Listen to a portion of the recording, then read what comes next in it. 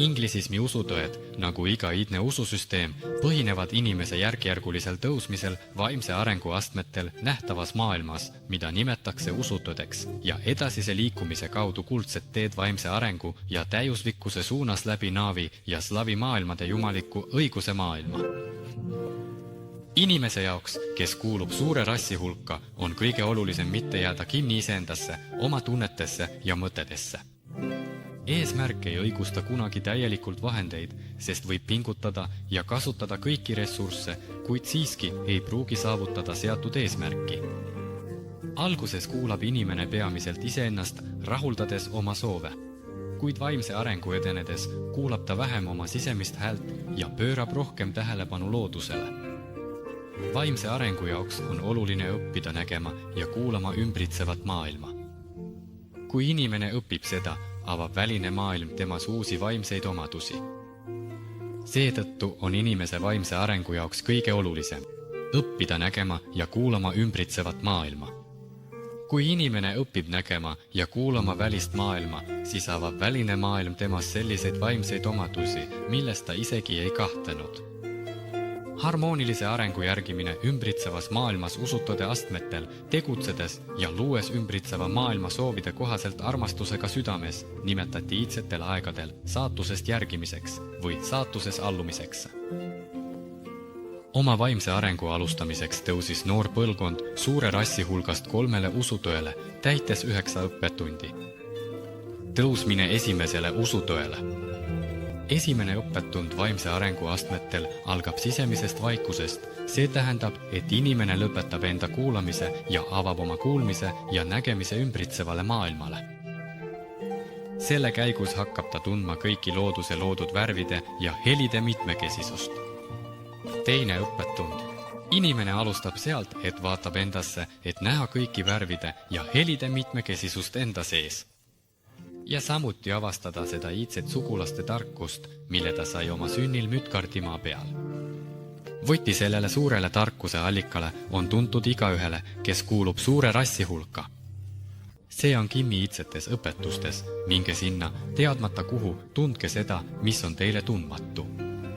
3. õppetund algab väliste mitmekesisuste ja sisemiste mitmekesisuste võrdlemisega.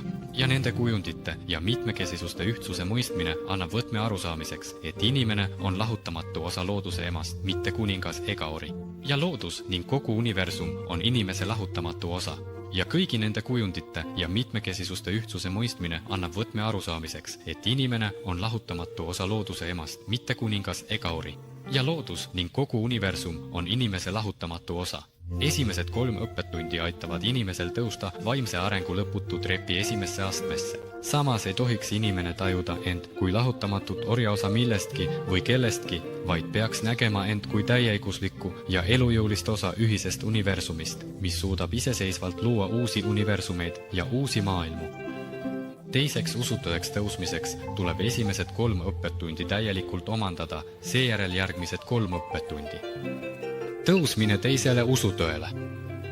4. õppetund avab inimesele, et suur võib peituda väikeses ja väike võib peituda suures. See õppetund algab täieliku lõdvestumise ja keskendumisega enda välimusele. Pärast seda eemalduvad loodud kujutised nii kiiresti, et silme eest kaob linn, riik, maa, jaripäikesesüsteem, galaktikalje. 5. õppetund on 4. jätk, kuid sügavamale vaatamisele enda sisse. Silme ette läheneb mingi organ, rakka, molekul, tuumive. Energonile. 6. õppetund kannab nime 2 kätte. See on seotud sellega, et vasaku käepeopesal keskendume kogu mikromaailma kujutisele, samas kui parema käepeopesal keskendume kogu makromaailma kujutisele. Käsi kokku pannes ühendame need 2 kujutist üheks kujutiseks. Tõusmine 3. usutõele. 7. õppetund aitab inimesel tajuda iidsete runade kujutisi, mis on joonistatud santidesse ja haratitesse ning aitab neid mõista ja elustada nende kujutisi elava sõna kaudu. Selleks, et eelnevalt öeldu täide läheks, on vajalik puhastada teadvust tarbetutest mõtetest, mis segavad mõtet, mis on joonistatud santidesse ja haratitesse. Santid ja haratid koostati nii, et Slokka kujutis edastatakse teatud järjestuse kaudu iidsetest runadest ja eraldi võetud rida või mitu iidset runat Slokkast ei suuda edastada kogu Slokka kujutist, just nagu eraldi võetud osa inimkehast ei suuda kujutada kogu inimese pilti. Näikus! Mõtted, mis segavad mõtet. Need on küsimused, nagu kuidas seda mõista vastavalt tänapäeva maailmavaatele, milline kujutis või nimetus sel on tänapäeva maailmas, geograafiline määratlemine ja nimetus vastavalt tänapäeva tähistusele, kus on tõestus, et kõik, mis on antud tekstis öeldud, on tõeline tõde. Slokkas. Iga slokka koosneb 9 ruunilisest reast. Iga ruuniline rida sisaldab iidsete runade arvu, mis on 16-kordne, 16, 32, 48, 64. 8. õppetund.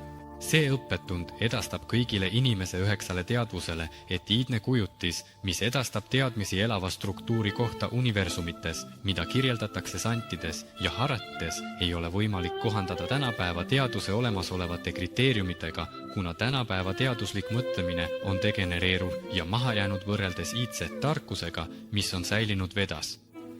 See on seotud sellega, et tänapäeva teadus põhineb materialistlikel seadustel, mis ei hõlma ei materiaalseid, vaimseid ega jumalikku, vaimseid nähtusi ja struktuure ning jagab elavaid eksisteerimise vorme, liikuvad ja vähem liikuvad, elavaks ja elutuks aineks. Kõik see on vastuolus iidse tarkusega, mis on säilinud Vedas. Kivil ja puidul on hing. 9. õppetund annab inimesele võimaluse mõista eelnevaid 8 õppetundi ühtse kujutisena. See, kes mõistab ühtset kujutist, avab endas vaimse eneseteadvuse, mis aitab inimesel saada suure algustähega inimeseks. Sest ainult inimene on uute universumite looja järjepidevuse õiguse alusel. Meie jumalad on meie isad ja meie oleme nende lapsed. Kui inimene kujutleb endale mingit sündmust või teostab tegevust, siis loob ta sellega juba maailmas navi uue kujutise, mis eksisteerib igavesti.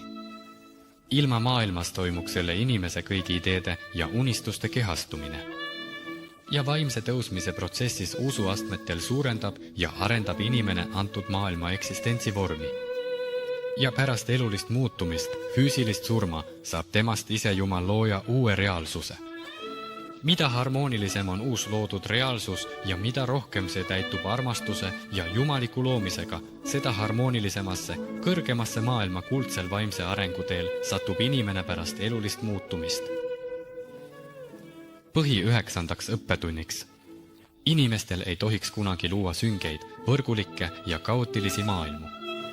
Ehk siis maailmad, kus avaldub kurjus ja julmus, parasiitlus ja laiskus, vihkamine ja egoism, veretuks ja vägivald, vale ja petmine, hirm ja uskmatus. Kõige olulisem on mitte luua lõplikke vorme ja olemise liike uue reaalsuse jaoks. Sest see võib hävitada mitte ainult loodud uue reaalsuse, vaid ka hävitada inimese, kes sellise tumeda maailma lõi.